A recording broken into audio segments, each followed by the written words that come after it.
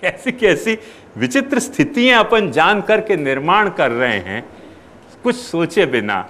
सोमयाग देखो तो वहां में गामसु इकट्ठो किया जाए पैसा, स्पष्ट ऐसे कहा जाए कि ईंट ले जाओ तुम, या कि वाकई ईंट की लीलामी होवे।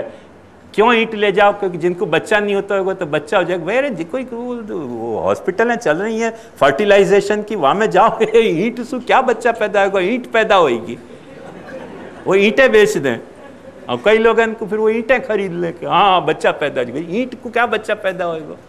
ईंट से कोई बच्चा पैदा हुआ? एक डॉक्टर को कंसल्ट करो, बच्चा पैदा हो जाएगा, कोई इतनी बड़ी समस्या नहीं है। आजकल तो आर्टिफिशियल जो है वो सारी उपाय चल रहे हैं। वहां में ईंट कहां से आ गई बीच में यज्ञ में?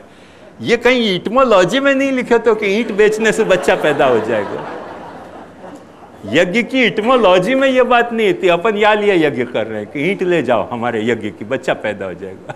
क्या उपद्रव है, कैसे कैसे उपद्रव है। सचमुच में ऐसे लगे कि कैसे कैसे ऐसे वैसे हो गए, ऐसे वैसे कैसे कैसे हो गए।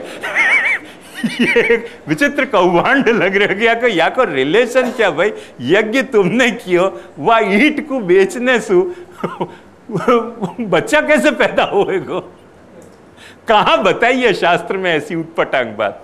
कहीं तो बताई नहीं है, पर अपन सब उधम करें क्योंकि अपन खुद वहां को मिसयूज कर रहे हैं, तो अश्रद्धा होनी स्वाभाविक है। अब वो क्या है? सच्ची बात है कि जाकू नहीं बच्चा पैदा होते और जाकू वहां जाने की साहस नहीं है आर्टिफिशियल इंसेमिनेशन के लिए, वो ईंट ले लेके फिर भावना करते हैं कि होएगो पैदा। कोई सुखदेव जी 14-15 बरस में हो तो हो जाए, तो पता नहीं कैसे होंगे। देखो ध्यान से समझो, यज्ञ के बहुत सारे सिनोनिम हैं। वेन वाकु कहो जाए, अध्वर वाकु कहो जाए, मेध वाकु कहो जाए, सवन कहो जाए, नार्य कहो जाए, होत्र कहो जाए, देवतात कहो जाए, इष्टि की जाए, मख कहो जाए, विष्णु कहो जाए और देवावयव कहो जाए। इतने सारे यज्ञ के सिनोनिम हैं और एक एक इन सिनोनिम को अपन अर्थ सोचे ना तो सारी बात साफ हो जाए। कोई शास्त्र वचन की जरूरत नहीं है। इन यज्ञ के जो सिनोनिम है, पर्यायवाची शब्द, उनके एक एक पर्याय को अर्थ सोचो तो सारी बात साफ हो रही है। वेनः कहो जाए, वे यज्ञ को वेन क्यों कहो जाए? वी कामनायाम, कामनायाम। कुछ यज्ञ जो हैं शास्त्र ने सकाम बताए हैं, तो कामना पूरक जो यज्ञ हैं उनको वेन कहो जाए। सवनम कहो जाए वेद को। सवन क्यों कहो जाए? क्योंकि तुम्हारो उद्धार को वो प्रसव करे है, या अर्थ में वाकु सवन कहो जाए कि तुमने अपनो कर्म प्रसव कियो, अब तुम उद्धार के अधिकारी हो। अध्वर कहो जाए। देखो अध्वर शब्द जो है, वेद को अध्वर कहो जाए, आध्वर्य ऐसे शब्द आवे। अध्वर क्यों कहो जाए? बड़ो सुंदर वाको शास्त्र में विश्लेषण किया है कि ध्वर हिंसायाम। ध्वर मने हिंसा, अध्वर अहिंसा। ये अहिंसा क्यों कह रहे हो? अपन जान रहे हैं अच्छी तरह से कि वेद में कई पशु बलि को भी विधान है, पर वेद ने आपको स्पष्ट खुलासा किया है। अब वो खुलासा मैं आपको बाद में बताऊंगा, पर वाक्य पहले अपन लोग जब सिक्किम गए थे और मिरिक में वो बुद्धन के यहाँ अपन गए थे, तब वो बुद्ध साधु सु ऐसे ही मेरी चर्चा भई। तो मैंने वासु एक प्रश्न किया, मैंने कि जब तुम अहिंसा में इतनो मानो हो, फिर ये हिमालय में जितने भी बौद्ध मठ हैं वहाँ जानवर क्यों खाए जाएं? क्योंकि मैं जब लद्दाख गयो तो स्वामी जी जो होते वो उनको आने में देर रहती, तो हम नीचे के चैम्बर में, अंडरग्राउंड चैम्बर में फिर आए, तो वहाँ सब बकरा ही बकरा लटके भय थे। बकरा लटके भय थे तो मेरे को बड़ी कहना ही मन की क्या है ये मठ है कि क्या उपद्रव है। तो बाब वक्त तो खैर वो स्वामी जी जो होते वो बच्चा आते छोटे 15-16 बरस के, तो उनसे मैंने खुलासा नहीं किया खास, पर मेरे गए अभी तब मैंने वहाँ के जो स्वामी जी होते उनसे पूछे, मैंने भाई क्या है चक्कर, तो उनने कितनी अच्छी बात बताई। उनने स्पष्ट कही कि हम माने हैं कि ये हिंसा है, ये पाप है और ये करना नहीं चाहिए, पर आज की तारीख में अब ऊपर सब ये काफिलाएं और सामान की रसद जाने लगी हैं। जब हम वहाँ बुद्ध धर्म को जी रहे थे, वह वक़्त वहाँ जानवर के अलावा खाने के लिए कोई भी वस्तु हती नहीं, तो जीने के लिए हमको जानवर खाना पड़े, हमने खाने के लिए जानवर नहीं खाया है। बात समझ में आई? उनका जस्टिफिकेशन वही जस्टिफिकेशन है तो जो वेद के ऋषि कह रहे हैं कि जीने के लिए खानो अध्वर है और खाने के लिए मारनो ध्वर है। हिंसा में और अहिंसा में एक बड़ी महीन रेखा है। एक वक्त कनाडा में फ्लाइट में एक व्यक्ति को एक्सीडेंट हो गया, प्लेन क्रैश हो गया और वो बर्फ के एरिया में जाके क्रैश भयो। वहाँ से कोई कुछ सिग्नल दे सके, कोई को बुला सके, कोई वहाँ को पकड़ सके, बचा सके, ऐसी सिचुएशन नहीं रही। वह वक्त खाने के लिए वहाँ के पास कुछ नहीं है, तो वहाँ ने अपना हाथ खाना शुरू किया, यहाँ से मांस खाना शुरू किया, ये हाथ को मांस खायो, ये हाथ को मांस खायो। यानी कि हाथ को मांस खा के भी जिंदो तो रहना है ना। अंत में जब 2 हाथ को मांस खा के और पैर खाने की तैयारी होती, तब कोई की निगाह गई कि प्लेन को क्रैश भयो, वो आदमी कहाँ है, इंक्वायरी तो करो। और तब वो 6ठे 7वें या 15वें दिन कुछ वाकू जाके रेस्क्यू ऑपरेशन में बचाया गया। तब तक वो अपने हाथ पूरे खा चुके, तो पर जिंदे रहने के लिए वाने हाथ खायो, वाने मांस नहीं खायो, माइंड इट, वाने जिंदो रहो, वो अध्वर हतो, ध्वर नहीं हतो। या रहस्य को अच्छी तरह से समझना चाहिए। ऐसे वेद भी स्पष्ट ये विधान करे है कि आदमी के मूल प्रवृत्ति में जो वनवास में है, वाकू जो खाने के लिए अवेलेबल है, वहाँ में जानवर और यही तो सब है। पर वैदिकी हिंसा हिंसा न भवती। क्यों हिंसा न भवती? वाको स्पष्ट कारण वेद ने समझायो कि तुम्हारी हिंसा की मनोवृत्ति को थोड़ो सो यहाँ अलाउ कियो गयो है, जासु कि तुम ज्यादा हिंसा से बच सको। वह हिंसा को प्रमोट करने के लिए नहीं। भागवत या को बहुत अच्छा खुलासा दे है कि वर्ण्यते आगदम यथा, जैसे दवाई तुमको खवाई जाए, या के लिए नहीं खवाई जाए कि तुम खाना छोड़ के दवाई खाते हो जाओ, पर दवाई ऐसी खाओ कि अल्टीमेटली तुम दवाई को छोड़ के और खाना खाते हो जाओ।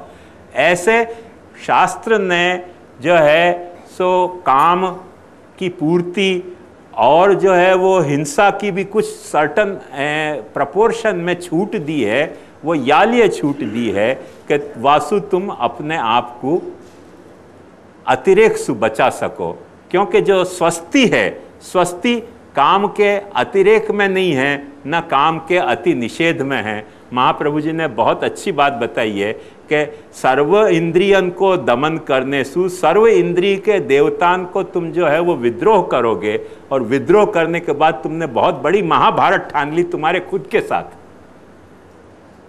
जैसे आंख को अपन दमन करें, अपने यहाँ के सूरदास जी की बात नहीं है, बिलुमंगल सूरदास जी की बात है, अपन सब जाने कि उनको वहाँ पे आसक्ति हो गई थी स्त्री पे, तो उनने अपनी आंख फोड़ ली। अब समझो कि अपन आंख फोड़ लें, कान फोड़ लें, नाक काट लें, जीभ काट दें, तो वासु क्या आसक्ति खत्म होगी? आसक्ति तो खत्म नहीं होगी। तो आसक्ति खत्म कैसे होगी? वाके लिए शास्त्र ने स्पष्ट एक उपाय बतायो कि नियत संयत उपभोग सु आसक्ति खत्म हो सके। असंयत उपभोग सु या असंयत अनुपभोग सु आसक्ति को ही तुम बढ़ावा देते रहो। काम को जो है वो नियतोपभोग करने से काम पे काबू पाया जा सकेगा। काम को पूरी छूट देने पे अथवा काम को बिल्कुल दमन करने पे काम्यानाम कर्मणाम न्यासो संन्यासम कवयो विदु भगवान के हैं कि कर्म को न्यास सु काम को नाश नहीं होएगो, पर काम्य को संयत उपभोग करने, सुख का काम को जो है वो तुम्हारो कंट्रोल आएगो। तो यहाँ पूरे न तो त्याग की बात हती न भोग की बात हती, अपनो धर्म जो हतो वो ये जो सिस्टम हती 3 काल में जीने में, वह में संयम की बात हती, न भोग की बात हती न त्याग की बात हती। या के लिए शास्त्र ने स्पष्ट समझायो तो कि यदहरेव विरजेत तदहरेव प्रव्रजेत, जा दिन तुमको विराग होवे वा दिन तुम सन्यास लीजियो, वाके पहले सन्यास लेने की धांधल मत करियो। पर क्या चक्कर भयो अपने हिंदू धर्म में, अपने वैदिक धर्म में, कि ब्राह्मणन ने या कर्म को या अर्थ पुरुषार्थ को या काम पुरुषार्थ को या तरीके को दुरुपयोग कियो, कि लोगों को फिर ऐसे लगे कि भाई या के बजाय ब्राह्मण के बजाय जो वैरागी हैं वो सच्चे, और जो वैरागी हैं वो सच्चे। वो जब गांव में सब लोग विरागी हो गए, जब विरागी हो गए सब, तब ब्राह्मण को नर्वसनेस आई। तो उनने क्या अर्थ कर दियो कि कभी भी जा दिन विराग आ जाए वही दिन संन्यास ले लो। तो जा दिन विराग आ जाए वह दिन वो विराग तुमको सच्चो आयो कि खोटो आयो ये तो पता ही नहीं चला। त्याग है घर संपत्ति नासी, मुंड मुंडाए भय सन्यासी। पर वो घर संपत्ति नासी तो मुंड मुंडाए सन्यासी तुम हो जाओगे, फिर एक तुम आश्रम बंधाओगे, वहाँ में बहुत सारी चेलियाँ इकट्ठी हो जाएंगी, बहुत सारे चेला इकट्ठे हो जाएंगे, वहाँ एक के साथ लफड़ा तो यहाँ 1000 के साथ लफड़ा हो जाएगा, फिर क्या करोगे। तो वो जो अपन ने असंयत उपभोग कियो या असंयत त्याग कियो, वाकी अपने यहाँ मनाई हती, वह अर्थ में अपने यहाँ यज्ञ को अध्वर कहो जातो। तो यह बात को ध्यान समझो, या अर्थ में नहीं कि वह में पशु हिंसा नहीं हती, पर पशु हिंसा को संयत करने के लिए पशु को बलि को विधान हतो। और यही लिए वहाँ मेध भी कहो जाए, मेध को मतलब है संगति, अपने आप की कोई सुसंगति करनी। देवतात कहो जातो तो, नार्य कहो जातो तो, नार्य को मतलब क्या कि जो नर के लिए करने लायक है वो, नर माने पुरुष नहीं हो, नर यानी इंसान।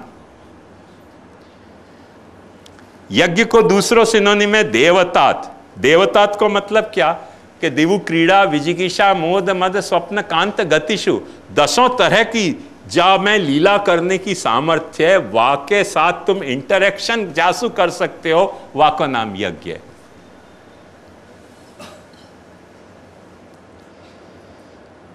विष्णु व्याप्तव, यज्ञ को जो है वो विष्णु कहो। कौन से अर्थ में? क्योंकि अपने यहां यह बात कही जाती थी कि सारी सृष्टि जो है वो सबसे पहले सृष्टि के कर्ता ने अपने आप को सृष्टि में होम्यो है। जो अनंत है, जो अपरिच्छिन्न है, जो देश काल में अपरिच्छिन्न है, असीम है, वाने अपने को कोई सीमा में होम्यो है। यज्ञेन यज्ञमयजंत देवा तानि धर्माणि प्रथमान्यासम तेह नाकः महिमानस सचंते यत्र संति साध्या सर्वे देवा। वाने अपने आप को, असीम ने कोई सीमा में खुद को होम्यो। कौन सी सीमा? नाम की सीमा, रूप की सीमा, कर्म की सीमा। जो असीम सत है वाने नाम रूप कर्म की सीमा में सबसे पहले अपने आप को होम्यो। अपने आप को होम्यो या से ये सृष्टि प्रकट भई है। तो सृष्टि के मूल में एक यज्ञ है और सृष्टि के भीतर भी यज्ञ रहना चाहिए। माने आखी सृष्टि यज्ञात्मक है, परमात्मा खुद यज्ञात्मक है। तुम भी अपने आप को यज्ञात्मक बनाओ। माने और वह यज्ञात्मक बनाने के लिए स्पष्ट वो 3 तरह के जो यज्ञ बताए, स्वाध्याय यज्ञ, देव यज्ञ और पितृयज्ञ। माने अपने यहाँ प्रजोत्पत्ति को भी यज्ञ कहो है, यज्ञ भाव से करने को कहो है, या भाव से नहीं करने को कहो। प्रजोत्पत्ति कैसे जो पसंद आ गई वह के साथ पुत्र पैदा कर दियो और फिर कहना सब मेरे ही बेटा है। ये तो वह तरह से नहीं, यज्ञ भाव से वह को प्रजोत्पत्ति को बताइए। तो हर स्थल पे यज्ञ की विष्णुता बताइए। विष्णु यानी जो व्यापक, जो जगह जगह व्याप्त है यज्ञ। यज्ञ कहाँ नहीं है, वाकई लिए गीता में भगवान ने स्पष्ट आज्ञा करी कि सारी सृष्टि जो है वो ऐसा एक यज्ञात्मक है। यज्ञात भवति पर्जन्य, यज्ञ कर्म समुद्भव, कर्म ब्रह्मोद्भवम विद्धि, ब्रह्माक्षर समुद्भव एवं प्रवर्तितम चक्रम नानुवर्तयति या अघायोरिंद्रिया रामो मूर्ध मुगम पार्थ सजीवति। या आखो यज्ञ को एक चक्र है जो सतत चल रहे है, या कोई डिस्टर्ब मत करो। ये साइकिल चलने में, यज्ञ को साइकिल चलने में सृष्टि की संरक्षा है। ये आखो अपनो यज्ञ को कंसेप्ट हतो। या यज्ञ में कुछ सिखाने वाले आचार्य होते थे, उपाध्याय होते थे, ऋत्विक होते थे। उन आचार्य उपाध्याय ऋत्विगन को एक कोई संस्था नहीं हती, वो खुद भी मुक्त होना चाहते थे। और जो उनके इमीडिएट जो ऐसे उनके जो मैंने आपको लिस्ट बताई है, पुत्रान, दारान, सेवकान, बांधवान, शिष्यान, सबको मुक्त करना चाहते थे। माने प्रमोट भी करते थे और खुद भी वाकू जीते थे। वह तरीके के आखिर एक हेल्दी सिस्टम हती जाके तहत अपने यहाँ यज्ञ शिष्टासन संतो मुच्यंते सर्वकिल विषयी भुंजनते ते त्वघम पापा ये पचंत्यात्म कारणात्। जो यज्ञ में आहुति देने के बाद जो भोजन कर रहे हो है वो भोजन नहीं कर रहे हो, वो तो यज्ञ कर रहे हो। भोजन करना भी यज्ञ मान्यो गयो है। पर ब्राह्मणन ने क्या किया कि ब्राह्मण को खवाओ, वाको नाम यज्ञ, तुम भले तो भूखे मरो। तो ये तो खोटो अर्थ ब्राह्मणन ने कियो, वाक्य कारण थे। तो सन्यासी पैदा हो गए सब, उनके ब्राह्मण खोटे और सन्यासी सच्चे। तो ये अपने उपद्रव के कारण जो अपना काउंटर ऑल्टरनेटिव पैदा भयो, वहां में लोग भग गए क्योंकि त्रस्त हो गए। तो क्या करें? पर आवश्यकता वह बात की नहीं है, आवश्यकता वह के स्वस्थ रूप को समझने की है।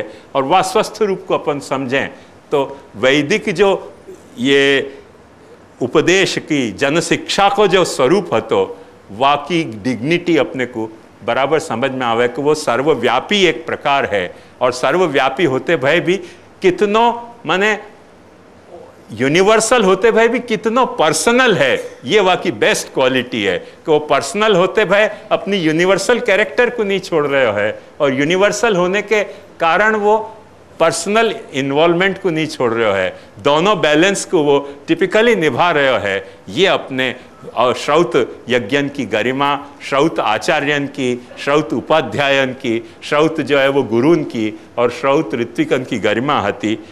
वाके लिए कितनी बड़ी बात वेद एक ठिकाने क्या है ये आपको और बताऊंगा मैं, कि वेद में स्पष्ट एक ऋग्वेद में मंत्र आयो है,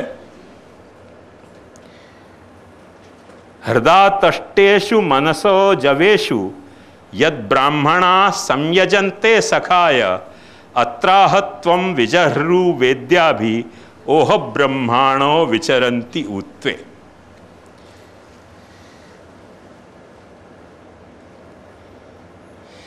मतलब हृदातष्टेषु मनसा जवेषु, मनसा जवेषु माने मनसु भी जाकू अपन कंसीव नहीं कर सकें। मनसु जो दूर भागते भय कंसेप्ट हैं, दूर भागते भय जो ख्याल है, उनको हृदातष्टेषु हृदय के भीतर जो छुपी भय रहस्य हैं, उन रहस्य को ब्राह्मण जो है वो सखाय संयजन्ते। ब्राह्मण क्या है? देखो एक बात समझो, ब्राह्मण सखाय संयजन्ते, ब्राह्मण जो है वो सखा के लिए वाकू रिवील करे है। ये ब्राह्मण को स्वरूप है हो, जो मन से सोचे नहीं जा सकते हो, हृदय में छुपे भय जो दिव्य रहस्य हैं, उन रहस्य को ब्राह्मण जो है वो यज्ञ के द्वारा दोस्ती के रूप में प्रकट करे है। ये कोई खवोद्रे ब्राह्मण की कथा नहीं है। अत्राहत्वाम विजह्रु वेद्या भी। और यहां एक बात ध्यान समझो कि जो रट्टू तोता है वेद को, वाको वेद कह रहे हो कि तुम छोड़ दो, गुड बाय को वाको, क्योंकि आने वेद को रट्टू तोता है। तो बोले पकड़नो कौन को? ऋत्विक के तरह जो रट्टू तोता है वाको छोड़ दें तो वेद को पकड़ा कैसे? तो वाके लिए कहे कि वाह ऋत्विक को पकड़ो कि जो ओह ब्रह्मा है, माने जो रट्टू सु वाकू नहीं, पर वाको जो रहस्य है जाकू वो सोच पाने की सामर्थ्य है, वाकू तुम ऋत्विक बनाओ। आज तो ये हाल है ऋत्विकन को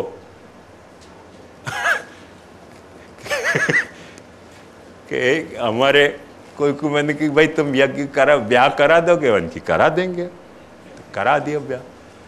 कराने के लिए तो वेद के मंत्र ही नहीं बोल रहे, तो व्याकरण के मंत्र बोल रहे हो। तो उनकी यार ये क्या कर रहे हो?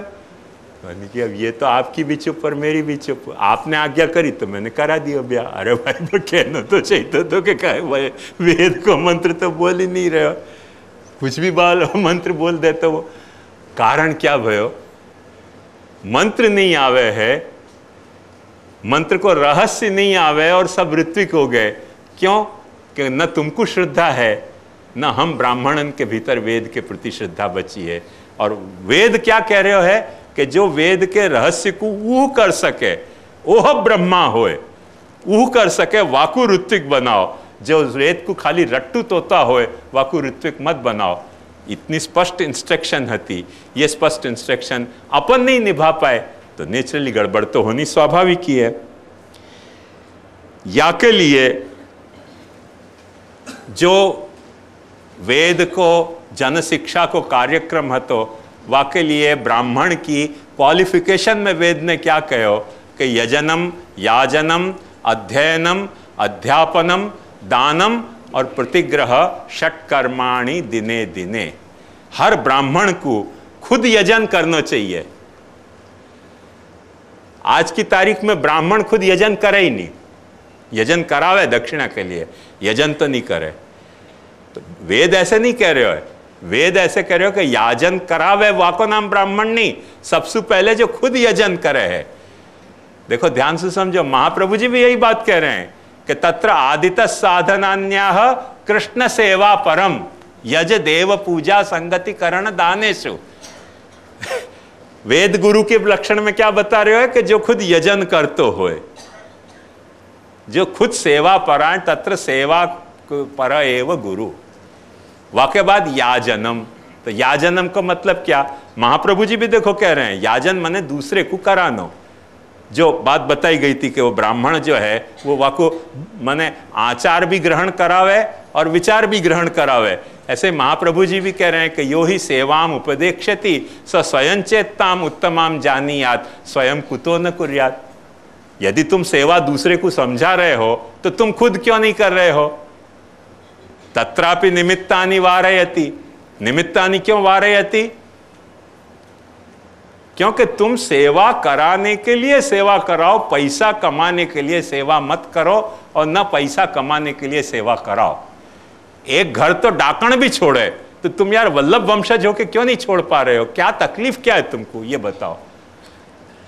वही बात वहां कह रहे हैं कि यजन, याजन, अध्ययन, अध्यापन, दान और प्रतिग्रह। ब्राह्मण दान दे, वो तो आजकल सुनने में ही नहीं आवे। दान लेने वाले को ही नाम ब्राह्मण होवे, दान देना तो ब्राह्मण के लिए परम कर्तव्य कहो।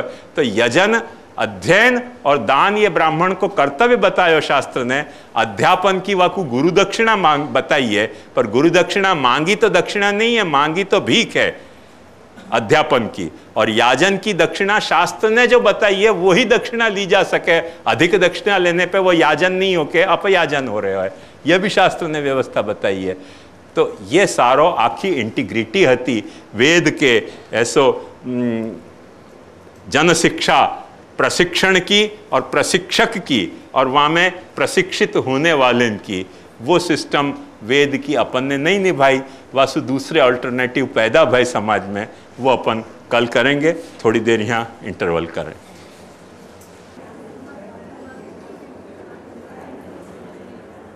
कल जो कुंती और भीष्म के लिए मैंने कही थी कि महाभारत में ये दो सबसे श्रेष्ठ भक्त हैं भगवान के, तो एक तो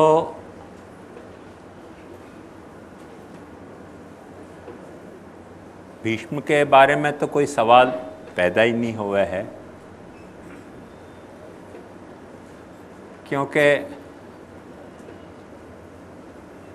भगवान जो हैं वो अपने यहाँ भक्त को भावात्मक स्वरूप है।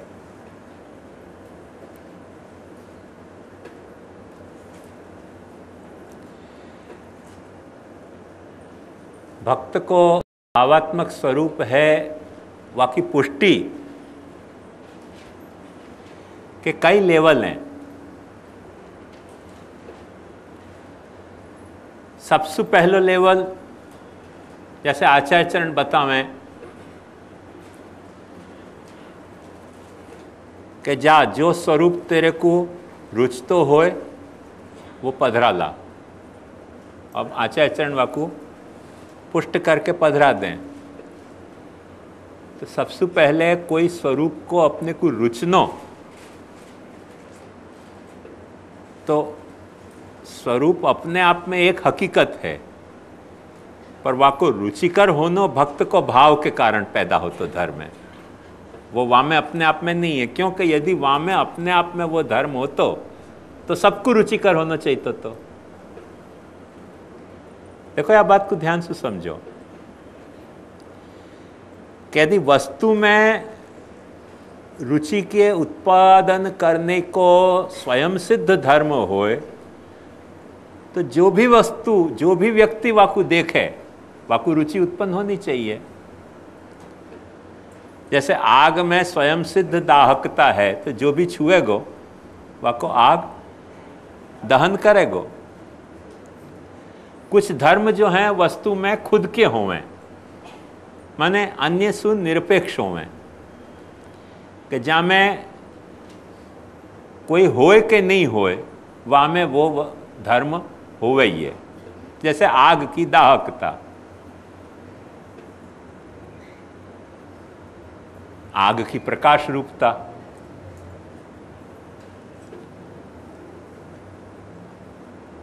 कुछ धर्म उपाधि के कारण आते हों, माने खुद में नहीं होए, पर जा सराउंडिंग में वो होए वस्तु, वा के कारण कुछ धर्म वहाँ में आ जाते हों। वाको बड़ा प्रसिद्ध साइकोलॉजी में एक प्रयोग बताया गया है, थोड़ा सा देख लोगे तो समझ में आ जाएगी।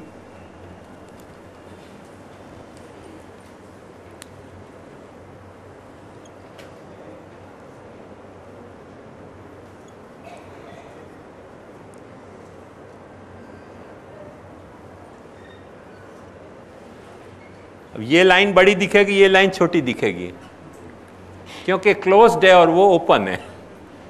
तो वो लाइन एक सरखी होते भाई भी क्लोज होने के कारण वो छोटी दिखे है, और वो ओपन होने के कारण बड़ी दिखे। तो लाइन को धर्म नहीं होके लाइन में जुड़ी भाई ये उपाधि है, एनक्लोजर और ऐसे ओपनर के कारण आतो भयो धर्म है।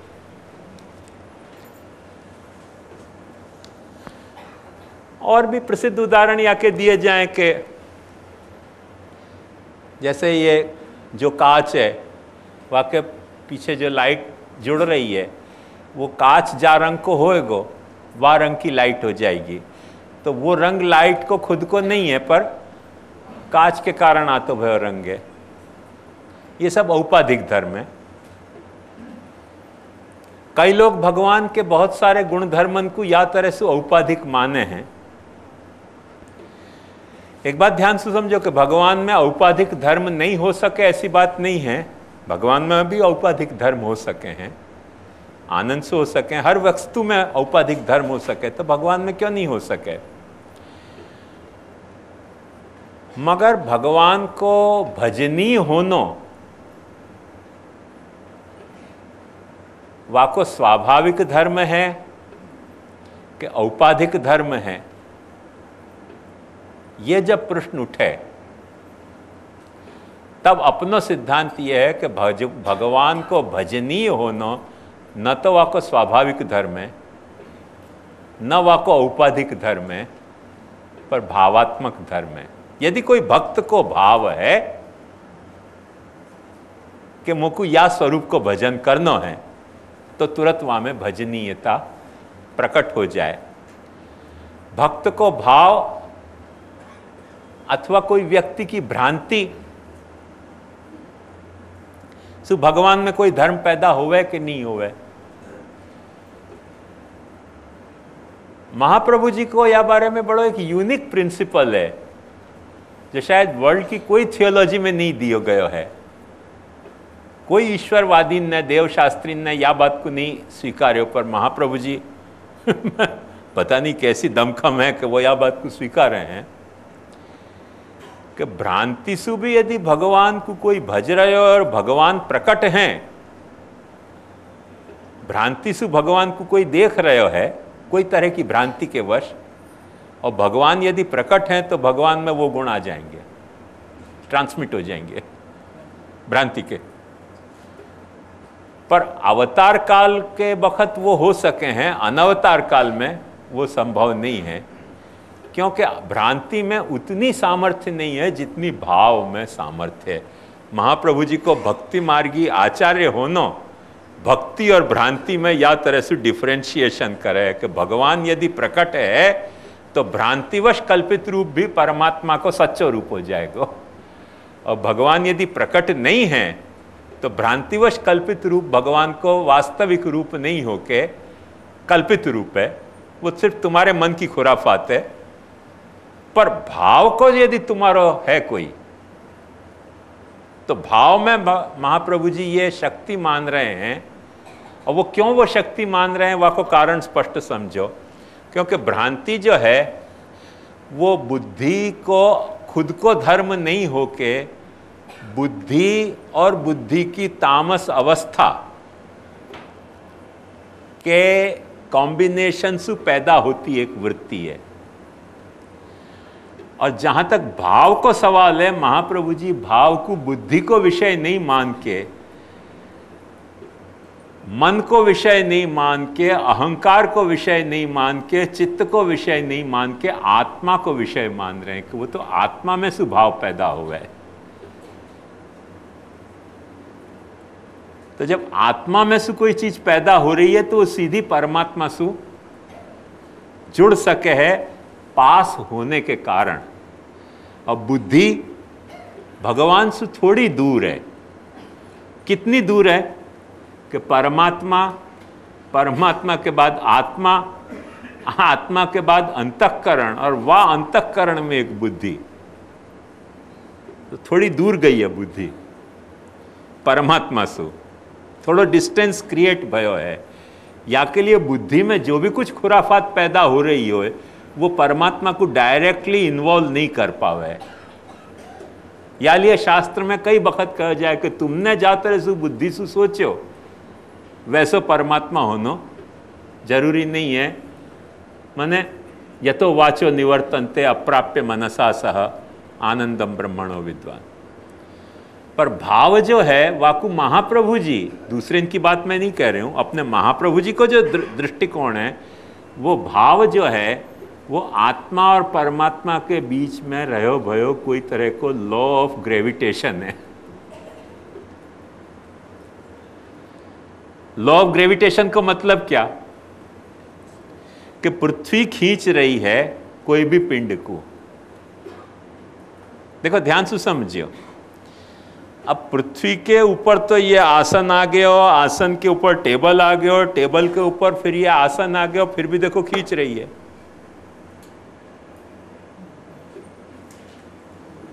ये गिरो क्यों? लॉ ऑफ ग्रेविटेशन के कारण, जाको अपन गुरुत्वाकर्षण के हैं। तो भाव जो है वो आत्मा और परमात्मा के बीच को कोई तरह को गुरुत्वाकर्षण को संबंध है कि जो आत्मा है वो तो परमात्मा में खींचेगी खींचेगी और खींचेगी। याकू महाप्रभु जी ने यो यदंशस्स तम भजेत के लेवल पे समझाया है कि वो वाको भगवद अंश होने के कारण वाके बीच में एक दूसरे के प्रति सहज सिद्ध लगाव है, आकर्षण है। और वह आकर्षण के कारण भाव से यदि तुम भगवान को भज रहे हो तो वाको मतलब माने बरसन लोगन को ये धारणा हती कि गिर रही है वस्तु, वहाँ में ग्रेविटी है, वहाँ के कारण वस्तु गिरे है। पर वो तो साइंटिस्ट ने पता लगाया ना कि भाई गिरने वाली वस्तु में वजन है, या लिए नहीं गिर रही है, पृथ्वी वाकू खींच रही है और वो गिर रही है। वाको प्रयोग वाने किया तो कि एक हल्को और एक भारी गोला दोनों एक साथ गुड़काए तो दोनों एक साथ पृथ्वी पे गिरे। यदि वजन को यदि गिरने को कारण हो तो वजनदार चीज पहले गिरनी चाहिए थी और हल्की चीज बाद में गिरनी चाहिए थी। पर वो तो वस्तु अपने वजन के कारण नहीं गिर रही है, पर पृथ्वी के गुरुत्वाकर्षण के कारण गिर रही है। ये सिद्धांत जब वक्त स्थापित भयो तब अपन अब स्वस्थ हैं कि भारी होए कि हल्को होए, पृथ्वी तो सबको खींच रही है। ऐसे दुष्टतमोपि दया रहितोपि विधर्म विशेष कृति प्रतितोपि दुर्जन संगरतोप्यवरोपि कृष्ण तवास्मि न चास्मि परस्य। मैं तेरे सु ग्रेविटेशनल पुल में तेरे हूं, मैं दूसरे सु और कोई ग्रेविटेशनल पुल में नहीं हूं। वो गुरुत्वाकर्षण आत्मा को और परमात्मा को एक सिद्धांत है कि मैं भक्त हूं चाहे मैं अभक्त हूं, पर यदि मेरा कोई भाव है तेरे प्रति तो वो तेरे आकर्षण को सिद्धांत है, वो तेरे आकर्षण को सिद्धांत है। या अर्थ में अपन भक्ति को पुष्टि भक्ति कह रहे हैं, माइंडेड।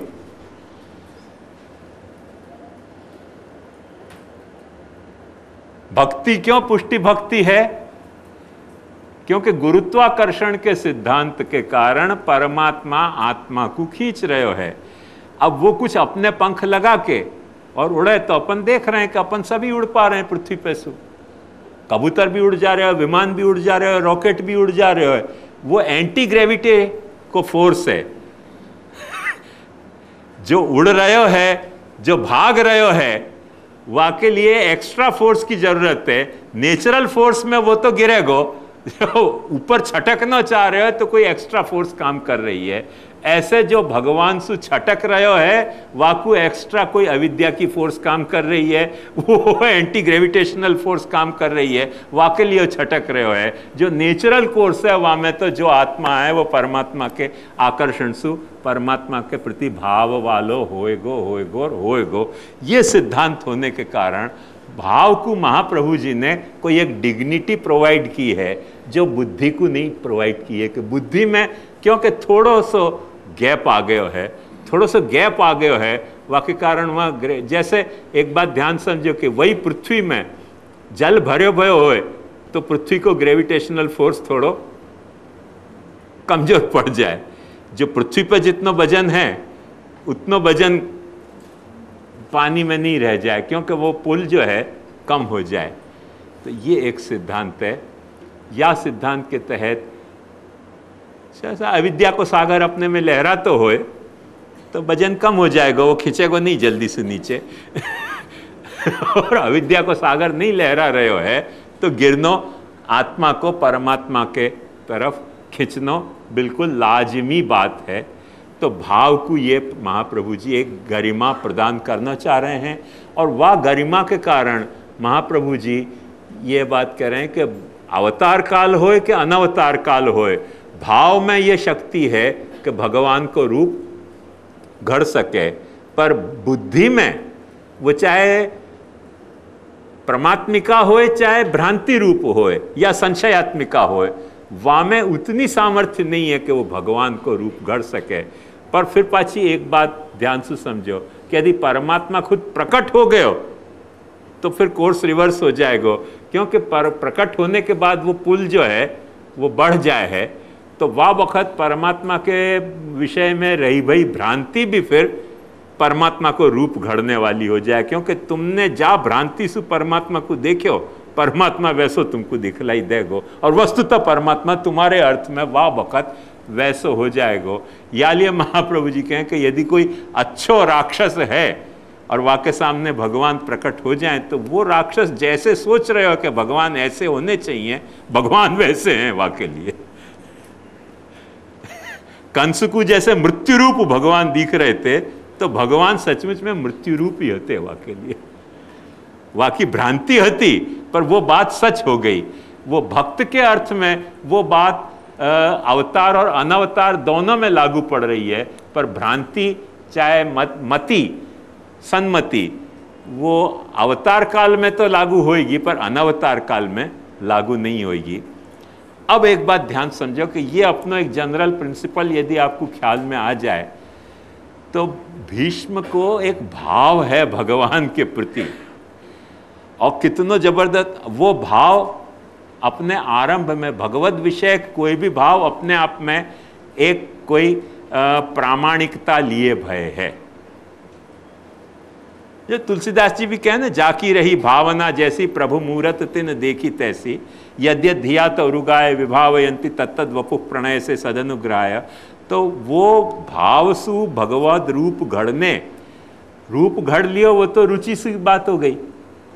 भाव में अपनी रुचि पैदा भई और अपन ने वाह रुचि के हिसाब से भगवान को रूप गढ़ लियो, पर वो रुचि के अनुसार तुमने भगवान को जैसो रूप घड़ियो वो रूप तुम्हारे को रिस्पॉन्स देने लग जाए पाछो, तो वाकू अपने यहाँ सानुभाव कहो जाए कि भाव अब अपनो अनुभव भी प्रकट करने लग्यो। माने कोई के एक ठाकुर जी पधरा दिए, कैसे पधराते थे भाई, जो रुच स्वरूप तेरे को रुचे वो पधरा ला, वाकू एक रुचि और स्वरूप, और वो चाहे मदन मोहन जी को है, चाहे विठल नाथ जी को है, चाहे गोवर्धन नाथ जी को है, चाहे बालकृष्ण को है, चाहे गिरिराज जी को है, चाहे कोई को स्वरूप हो, वो स्वरूप वाकू रुच्यो, वो तो वाको भाव है। पर वाह भाव के अनुसार रुचे भय स्वरूप में कुछ वाकू अनुभव होने लग गए, तो वह स्वरूप को अनुभव है। जब स्वरूप वाकू रिस्पॉन्स करने लगे तब आया न ख्याल में।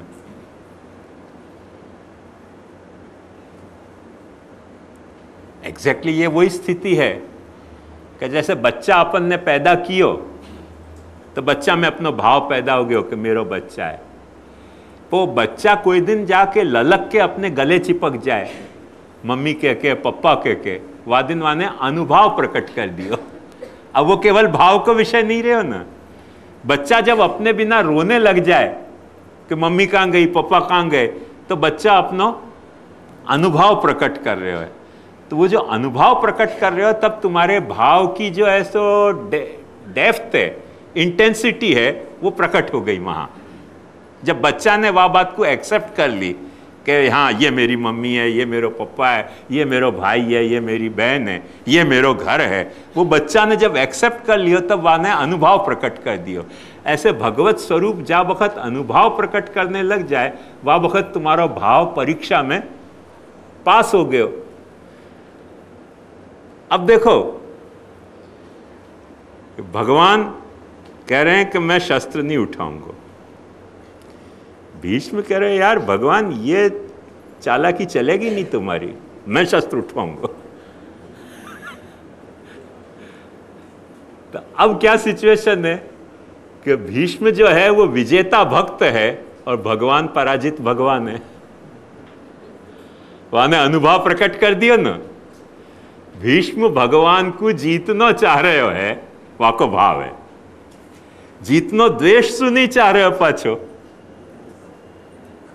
भाव सु चाह रहे हो। वो कह रहे हो देखो एक्चुअली ध्यान से समझो, महाभारत के दो कैरेक्टर में एक भीष्म और एक कृष्ण, दोनों यूनिक कैरेक्टर एक दूसरे से कंपेरेबल है। कौन से अर्थ में कि भीष्म भी पांडव और कौरव के लिए कॉमन है, वो पितामह है दोनों ही साइड से, कोई एक साइड से पितामह ऐसा नहीं, वो कौरव में खड़े हो गया है, खड़े हो गए सामने पितामह होने के कारण। अब कृष्ण कौन से वहां रिलेटेड नहीं है, कृष्ण भी उनसे कौरव से भी उतने ही रिलेटेड है जितने पांडव से रिलेटेड है, वो भी कोई अलग तो नहीं है, वो पांडव में खड़े हो गए। अब लड़ रहे हैं ये प्यादी हैं कौरव पांडव की, और आमने सामने कौन खड़े हो, भीष्म और भगवान।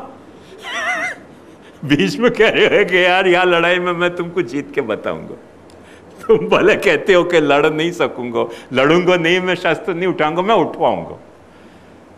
और भगवान जीते कि भीष्म जीते हो? तो यदि भीष्म जीते हो, भगवान ने वह तरीके को अनुभव प्रकट कर दियो, तो भीष्म की जो भक्ति है भगवान में वो तो सफल हो गई कि नहीं। तो वासु ज्यादा भक्त कौन हो सके। 25 बार अपन सेवा कर रहे हैं ठाकुर जी की, पर अनुभव नहीं हो रहे हो है, और भीष्म को तो अनुभव प्रकट भयो ना भाव को। या अर्थ में भीष्म सु बड़ो भक्त मिलना महाभारत में मुश्किल है, जाने भगवान में अनुभव प्रकट कर दियो। बात समझ में आई? सारे शास्त्र कह रहे हैं, खुद भगवान कह रहे हैं कि यदा यदा ही धर्मस्य ग्लानिर्भवति भारत अभ्युत्थानम अधर्मस्य तदात्मानं सृजाम्यहम् परित्राणाय साधूनां विनाशाय च दुष्कृतां धर्म संस्थापनार्थाय संभवामि युगे युगे। कुंती कह रही है झूठ क्यों बोले यार, झूठ क्यों बोले, भक्ति योग वितानार्थम कथम पश्येम स्त्रिय, झूठ बोल रहे हो। हमारा भतीजा हो के हमारे ही सामने झूठ, खोटी बात है।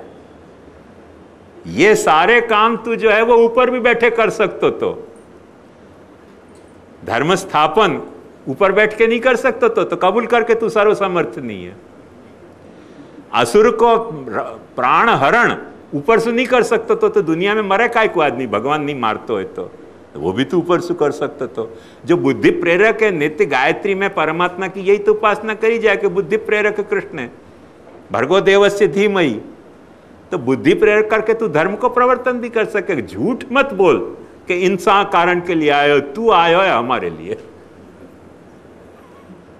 तू हमारे लिए आयो है। कथम पश्चिम स्त्री है, हम कैसे ये बात मान लें कि तू हमारे लिए नहीं आयो, तू हमारे लिए आयो। और भगवान के पास वाको भागवत पढ़ के देख लो, जवाब नहीं है। भगवान वहां चुप हो गए। तो भगवान चुप हो गए अपनी भुआ के सामने, तो वो भी तो एक बड़ा भारी पराजय है ना भगवान की, कि भगवान को झूठ बोलने वाला साबित कर रही है। और वो कह रही है मैं सच हूं और तुम झूठे हो। भक्ति योग विधानार्थम, तेरो भक्ति योग के लिए है। अब वहां ने भगवान को झूठ बोलते सिद्ध कर दिया, जैसे भीष्म ने भगवान को झूठ बोलते सिद्ध किया। ये दो कैरेक्टर इतने पावरफुल हैं कि जो भगवान को झूठ बोलते सिद्ध कर सकें, कटघरा में खड़े कर रहे हैं कि तुम भगवान हो मगर झूठ बोल रहे हो। ये बात देखो, ध्यान से समझो।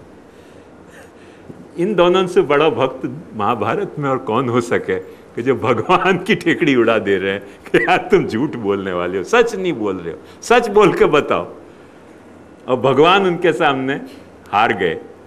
तो जब भगवान हार गए तब महाप्रभु जी कह रहे हैं कि भक्त बड़ो है। भगवान जीत गए तो भक्त छोटो है। कृष्णाधीना तु मर्यादा स्वाधीना पुष्टि रुच्यते। जब भगवान को तुमने अपने अधीन कर लियो तो तुम्हारे में पुष्टि प्रकट हो गई। और जब तुम भगवान अधीन हो तो मर्यादा तो है ही। सारी दुनिया भगवान के अधीन है, वहां में तुम भी भक्त होते भाई भगवान के अधीन भाई, तो हमें कौन सा ऐसा शेर मारियो। कृष्णाधीना तु मर्यादा स्वाधीना पुष्टि रुच्यते। भगवान को तुमने अपने अधीन बना लियो कि तुम्हारे सामने भगवान जीत नहीं पा रहे हो है, बस ये तुम्हारे में पुष्टि प्रकट हो गई। तो ये दोनों ही केस जो हैं भीष्म के और कुंती के, ये गजब के महाभारत के दो कैरेक्टर हैं कि जो भगवान को झूठ बोलते सिद्ध कर रहे हैं। खुद ने भगवान को अपने इतनो अधीन बनायो है। उन दोनों के देखो भावात्मक संबंध अलग अलग हैं। एक को क्षत्रिय वाला भाव है, एक को भुआ को भाव है। अब कोई को सख्य भाव हो, कोई को दास्य भाव हो, कोई को प्रीतम भाव हो, कोई को वात्सल्य भाव हो। इनमें इनको भुआ और भतीजा को भाव है, तो वहाँ उनके आमने सामने खड़े उनका भाव है कि चलो तुम संभालो और चलो मैं संभालूं, देखो क्या हुआ है। और एक सिचुएशन में नहीं, ध्यान से देखो 25 बखत गीता के आरंभ में यह बात कह दी है, गीता में ही व्यास जी ने, कि भीष्म के कारण कौरवन की स्थिति ज्यादा भीष्म के कारण कौरवन की स्थिति ज्यादा साउंड है, क्योंकि भीष्म एक यूनिक कैरेक्टर है, जाको कोई मैचलेस कैरेक्टर है कि लड़ भी रहे और भक्त भी है और द्वेष भी नहीं है। पाछो कोई द्वेष नहीं है, भाव से लड़ रहे हो भाई, तेरे मेरे कंपटीशन चल रहे हो, तू वहां खड़े हो गए मैं यहाँ खड़े हो गए, चल है वे कंपटीशन, कौन जीते देख लेंगे, और भीष्म जीत गए। तो यह अर्थ में कुंती और भीष्म महाभारत के जितने भी कैरेक्टर हैं उनमें भगवान की भक्ति के पैरामीटर में इनसे बढ़ के कोई भक्त नहीं है। न तो अर्जुन इतना बड़ा भक्त है, न कोई दूसरों को इतना बड़ा भक्त है। ये भक्ति की दोनों पराकाष्ठा के स्वरूप हैं महाभारत में।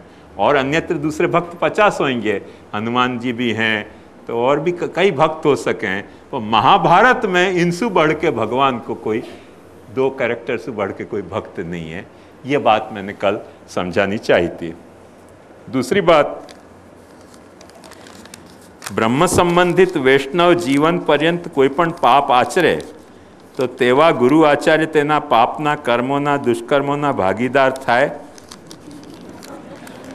भाई बड़ा मजेदार प्रश्न कियो, मुझको भी मजा आ गई है प्रश्न की।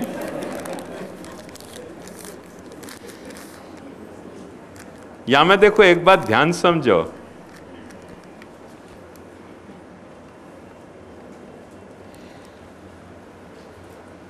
कि ये वैष्णव और गुसाई बालक कोई सवाल नहीं है। पति पाप करे तो पत्नी भी भागीदार होवे, पत्नी पाप करे तो पति भागीदार होवे, बच्चा पाप करे तो माता पिता भागीदार होवे, माता पिता पाप करें तो बच्चा पाप भागीदार होवे। ऐसे गुरु शिष्य भी एक संबंध है, और वह संबंध में नहीं पापी होते हों तो पाप कबूल करना चाहिए।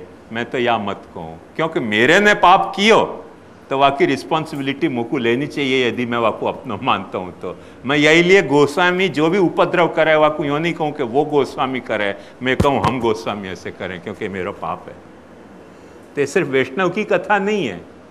जब अपन कोई को अपना मान रहे हैं और अपना जाकू मान रहे हैं वो कोई गुनाह कर रहे हो है, अपन नहीं कर रहे हैं तो भी अपन गुनहगार हैं, अपना ये भाव होना चाहिए। खाली ऐसे गुण में भागीदार बनना और दोष में भागीदार नहीं बनना, ये तो स्वार्थ की वो स्वीय वाली वृत्ति है, चारवाक की वृत्ति है। गुण दोष दोनों में भागीदार रहना चाहिए, हानि लाभ दोनों में भागीदार होना चाहिए। जाकू अपन ने अपना मान्यो, रोग स्वास्थ्य दोनों में भागीदार होना चाहिए, जीवन मृत्यु दोनों में भागीदार, तो भागीदारी की पराकाष्ठा।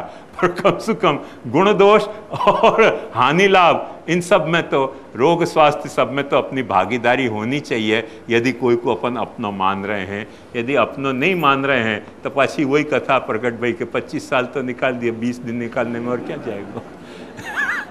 तो भागीदारी को मतलब है कि या कोई को अपना मान रहे हो तो आपको पूरा मानो, नहीं तो मत मानो। तो प्रश्न यहाँ गोस्वामी और वैष्णव को नहीं है, प्रश्न यहाँ सारे वाको है। एक बात सच्ची बताऊं कि सरकार जो गुनाह करे ना, वहां में प्रजा गुनहगार है, और प्रजा जो गुनाह करे वहां में सरकार गुनहगार है। वहां को सीधो सा प्रमाण ये कि अपनो कोई देश को आदमी कोई विदेश में जाके कोई गुनाह करे तो अपन भारतीय गुनहगार नहीं है क्या? है ही ना अपन गुनहगार। अपन यूं थोड़ी कहेंगे कि वो गुनहगार है। यदि वाको अपन अपनो मानते हो तो अपन गुनहगार है। वो भाव अपनत्व को रहना चाहिए। यदि वो भाव अपनत्व को नहीं है, हमारे यहाँ एक वक्त ऐसे भयो कि अहमदाबाद वाले महाराज पे रेड आई। देखो पर्सनल बात बता रहे हूँ। और अहमदाबाद वाले महाराज पे रेड आई और छापन में वो जर्नलिस्ट तो भूखे ही हुए ना, ऐसी सब बातन के, तो उनने चकायो। जैसे ही चकायो तो मुझको एक गुसाई ने पत्र लिखो कि अपन एक काम करें, अपन छापा में एक स्टेटमेंट दे दें कि या गुसाई को हमने हमारे में से निकाल दिया है। मैंने वाह वक्त पत्र लिखे, मन की देखो मैं स्टेटमेंट देने तैयार हूँ, पर स्टेटमेंट की सच्चाई कब सिद्ध होती कि रेड पड़ने के पहले अपन ने वाको निकाल दिए हो तो रेड पड़ने के बाद वाकी बेचारी की फजीयत आ गई गांव में, वाके बाद अपन दूध के धोए बनने चाह रहे हैं, वहाँ में तो मुझको गुनाह लग रहे हो है।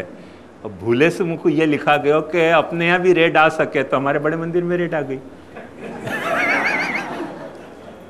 बड़े मंदिर में रेड आ गई तो दूसरे महाराजन ने फिर पाछो स्टेटमेंट दियो कि ये बड़े मंदिर में रेड आई है, वो पुष्टि मार के कुछ काले धब्बा है, वो काले धब्बा में सब गुसाइयन को इन्वॉल्व नहीं मानना चाहिए। तो मेरे कुछ लेना देना नहीं, तो मैंने उनको भी पत्र लिखे।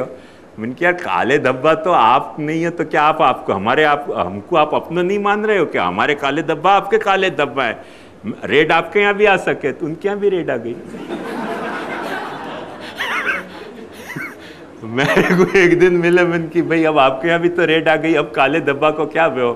तो उनने कही कि हमारे खाली बाटली निकली, वो पी भाई हती, खाली हती, वहां में कोई शराब नहीं हती। तो बात खाली मिली क्या भरी मिली? बात तो वही की वही है ना। खाली बाटली आपके यहाँ निकली क्यों? सवाल या को है ना, कबाट भर के खाली बाटली निकली तो काले धब्बा में आप भी हो हम भी हैं।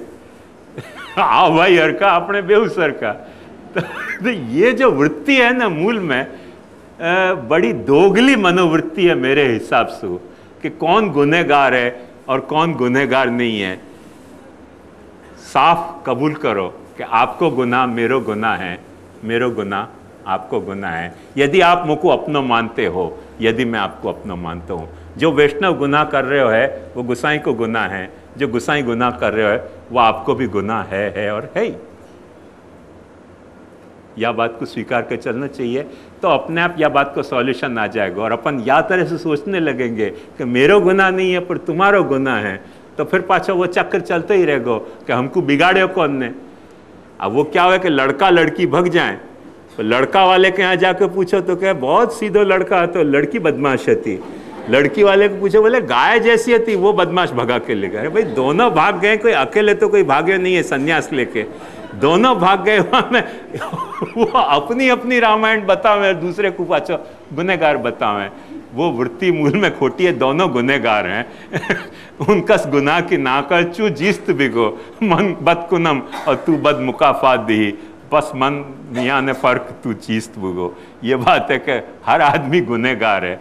अपनों जो भी कुछ गुनाह कर रहे हो वो वाको गुनाह नहीं है, अपनो गुनाह है। इतनी ममत्व अपने में हो तो अपने को मनुष्य होना चाहिए, नहीं तो अपने को जानवर होना चाहिए। कि अपनो आदमी कोई गुनाह करे वाको अपन यदि अपनो गुनाह नहीं मान रहे हैं तो फिर अपन गधा में और फर्क क्या। गधा कोई गुनाह करे तो दूसरों गधा वाको गुनाह नहीं माने, तो फिर अपन में और गधा में फर्क क्या। यदि अपन गधा नहीं है तो अपने को अपना जो भी कोई गुनाह कर रहे हो वाको अपनो ही गुनाह मानना चाहिए, चाहे तुमने कियो चाहे नहीं कियो।